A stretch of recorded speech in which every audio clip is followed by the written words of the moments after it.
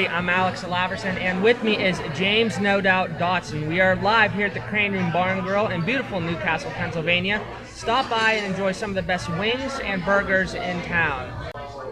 We are talking fantasy football wideout rankings, and joining us is Matthew Henderson. Yeah, we need to bring in a little bit of some outside opinion on this because wide receivers, I think, are a little bit tough to predict, especially this year. So we'll lead it off, kick right in. Matt, is there any question, though, about who number one is? No question about it. Calvin Johnson, easy. Easy. You got to go with the Megatron. I mean, we're projecting over 100 catches. That's pretty obvious. Just we got to hope that he gets more than 5 touchdowns like he did last year. Last year, he was stopped, I think, 8 times at the 1 yard line or somewhere along those lines. So I don't think it's going to – he'll get double-digit touchdowns again. At least one would hope so. Now, let me ask you guys, where do you pick him in your draft? Is he that valuable that maybe you take him in the first round? It depends. If you're in a draft league that has 6 points per passing touchdown, I do think his value gets a little higher. When someone drafts last, maybe in a round of 12 or 14, they typically, if all top-notch running backs or quarterbacks are gone, they kind of go towards the wide receivers.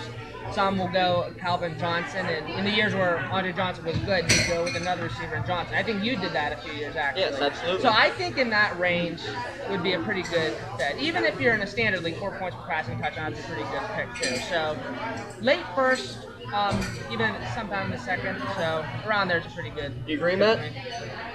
I think it really all depends on the league and the scoring system. Personally, I feel like running backs are a very thin crop this year.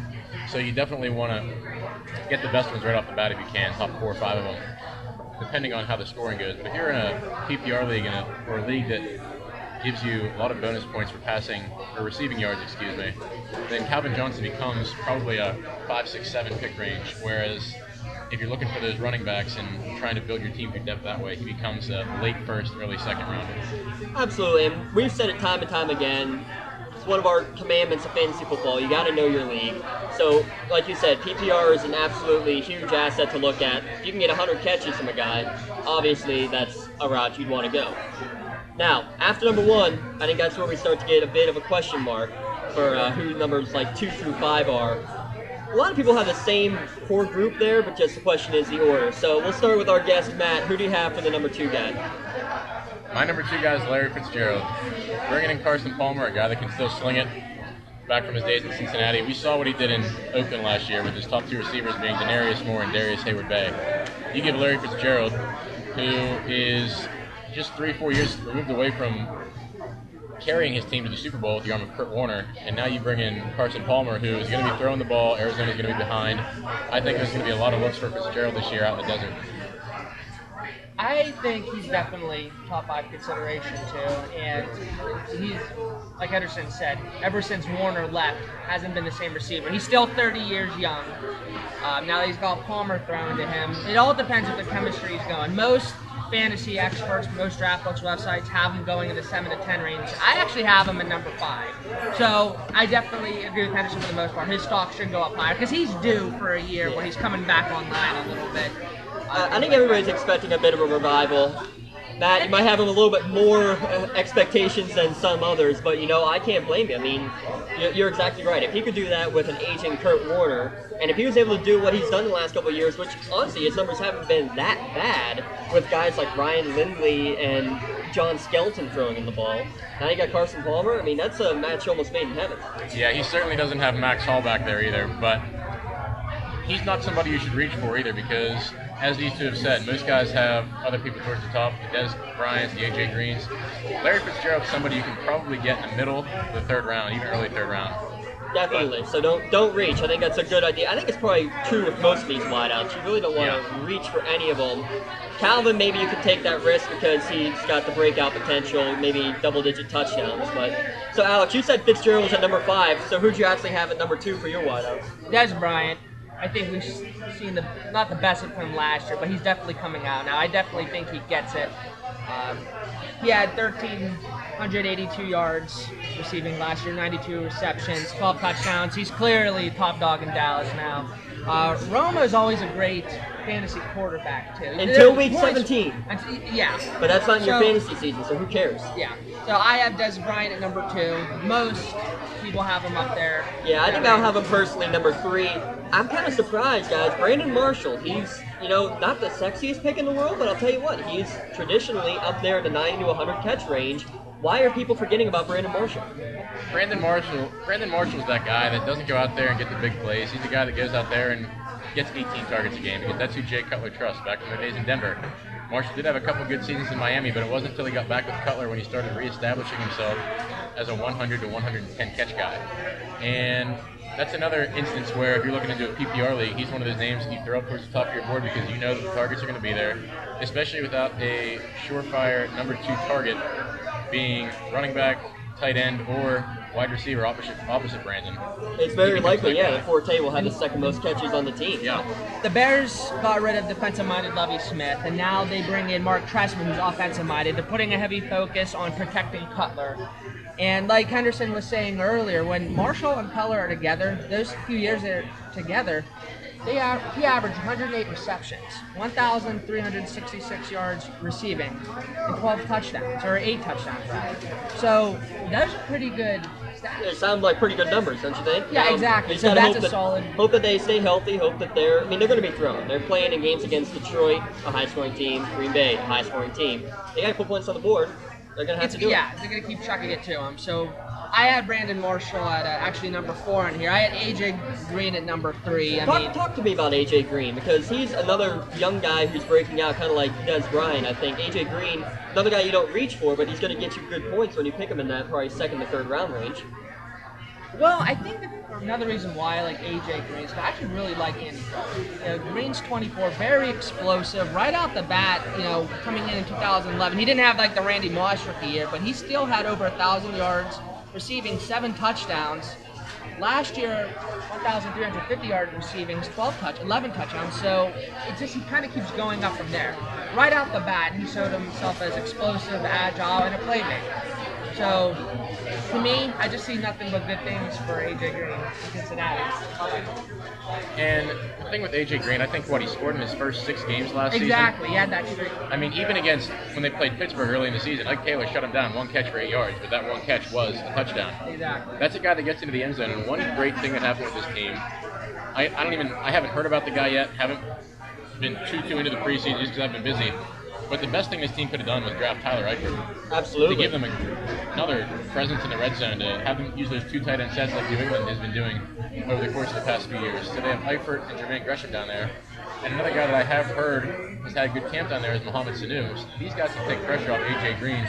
That opens him up a lot more in the red zone to get him to that next level to get 16, 17 touchdowns. And right along those lines, like you said, the 8-yard touchdown pass, getting down the red zone. Who do they have? Green Ellis, who's not exactly the greatest goal line back in the world. He's getting old. So their rushing plays down at the 1-yard line might be to lob it up to the 6'4" A.J. Green. Also, the AFC North, the Ravens defense kind of deteriorating. Steelers, for the most part, never seen, at least in my opinion, never have that great pass. Yeah, you know what I mean? The Browns. So he's in a great division to put up points, too. This is his 3rd year, you know what I mean? So it just, all the stars are aligning. I think that's what we're all getting at, for him just to have a great year. Who else do you have in your top 5 there, Henderson?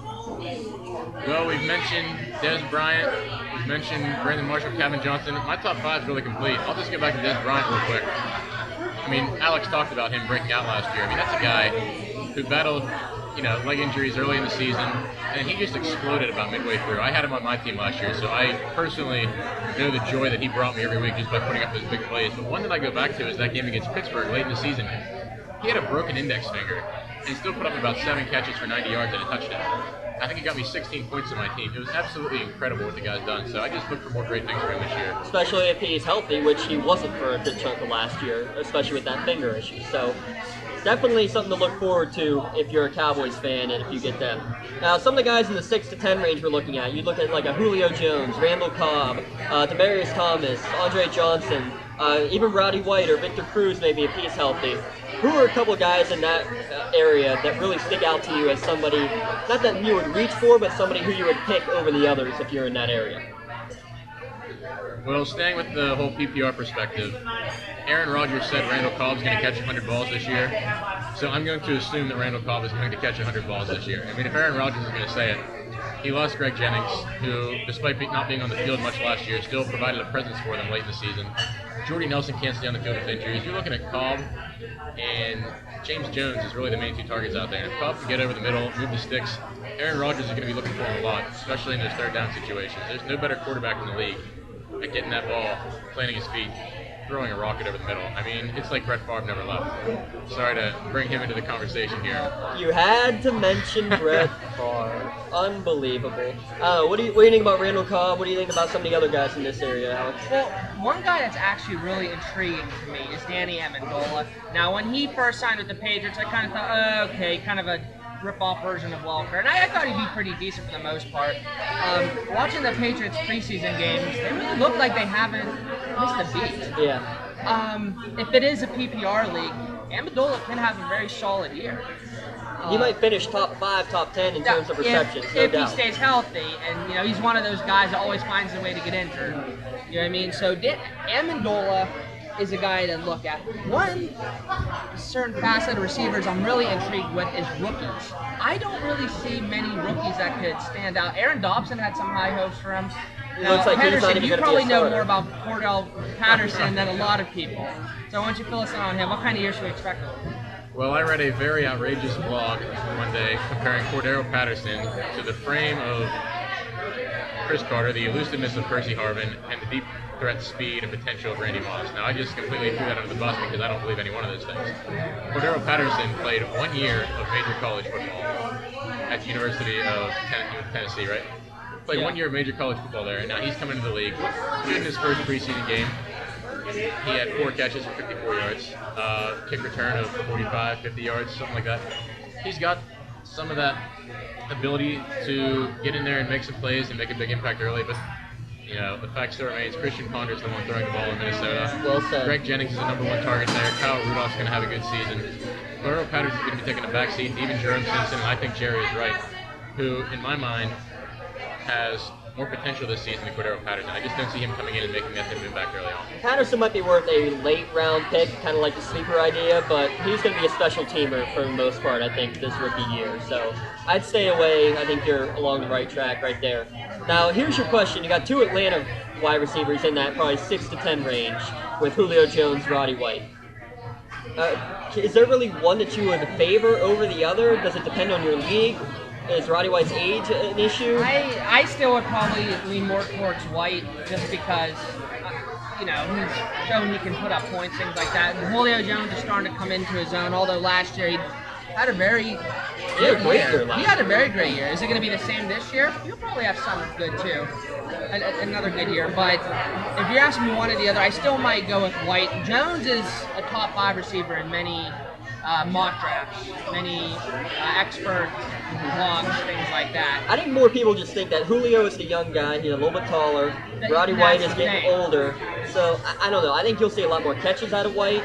Probably pretty equal on yardage, but Jones then is more more of a touchdowns. playmaker. More touchdowns Yeah. and big plays out of Julio Jones. That's a great combo to have in Atlanta. It is, and that makes very Matt good. Ryan really good at the quarterback spot. So, I don't know. I just don't know if I put Jones at 5 yet, if that makes any.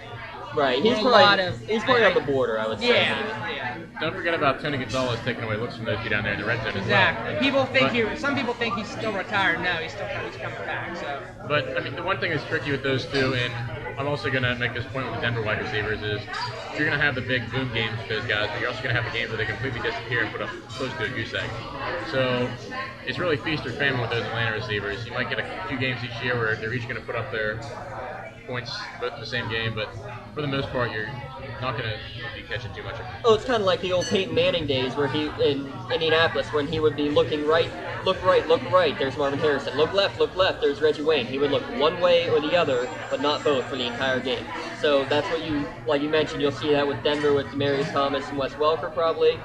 You'll see that here all throughout the year with Jones and Roddy White. And, it's good for stuff down the stretch, but when you need consistent points throughout the whole year, which is what you would like in your top wide receiver, that's not going to exactly bode you well. Andre Johnson, what's his thought? know, to be honest. He's still a great receiver. And they're still run first out there. Yeah, that's a thing. You know, many leagues. I remember he'd be one of the top wide receivers taken. I don't know. It's not the same anymore. Yeah. He's just. I don't want to say he's run his course, but I just. But he could still go and put up Yeah. 100 catches, and I wouldn't be surprised. That's the thing, though. He's so intriguing to me. So the verdict's not out on him yet. You know what I mean? Which is maybe the reason why I'm not putting him in my top receivers just yet. So.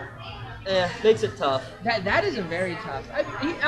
Top 10, I think maybe 10 to 15, around that range, probably. Sounds about right. You know what I mean? I think his reputation alone makes him top 10.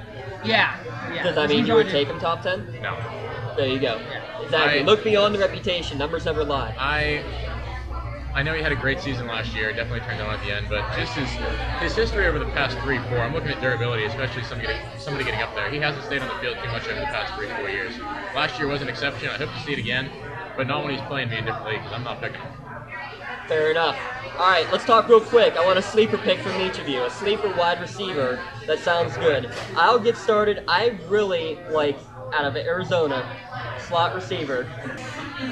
What's his name? Andre Roberts. Exactly. I was Andre hoping one of you Roberts. would say it. Andre Roberts. I was waiting for one of you to say it. I was just playing around. Andre Roberts, the last 2 years, has had over 50 catches and over 100 targets each of the last 2 years. 5 touchdowns last year, 2 the year before. The thing is, he's getting those catches, especially if you're in a PPR league. That's great news.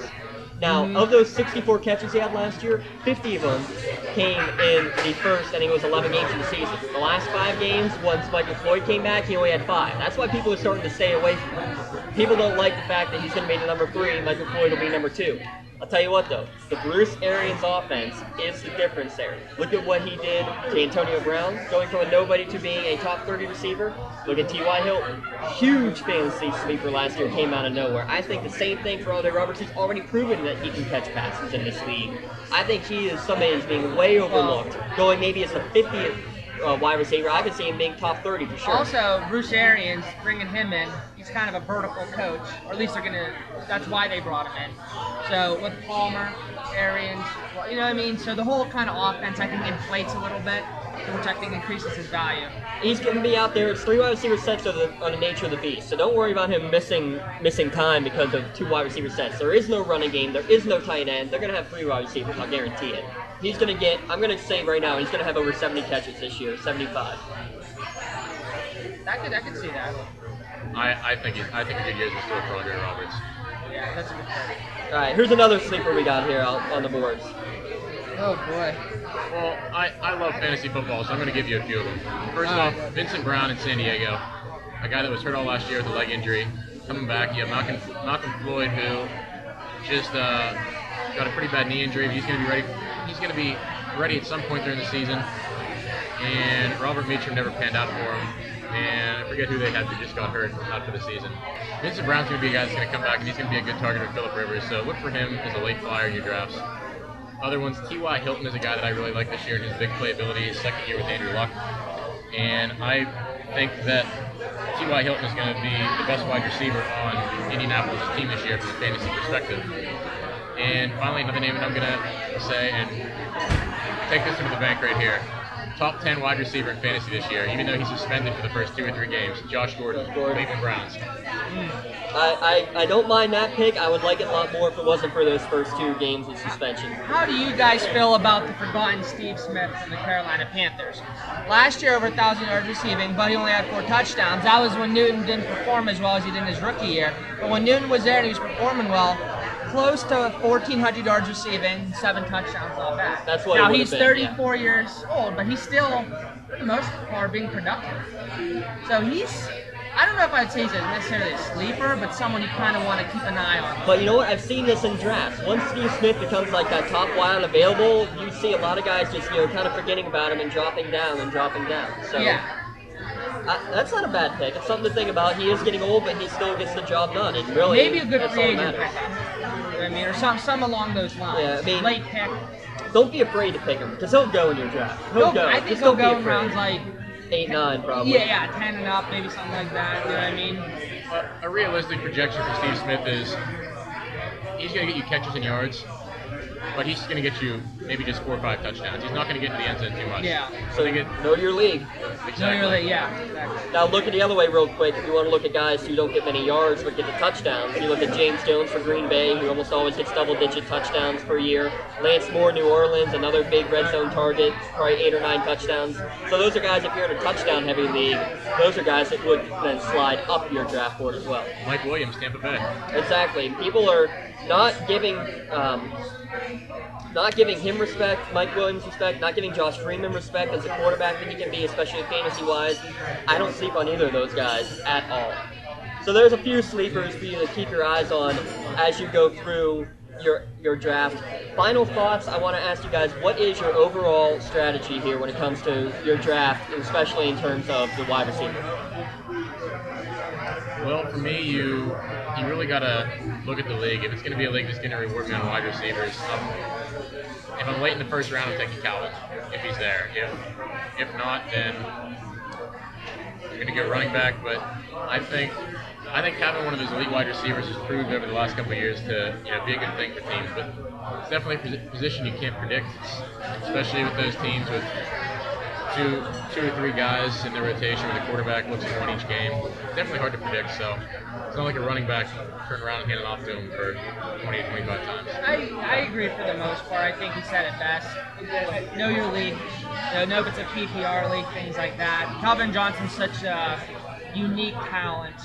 You definitely take him first round. I think even from the middle to the end of the round, definitely in the second round if he's still there.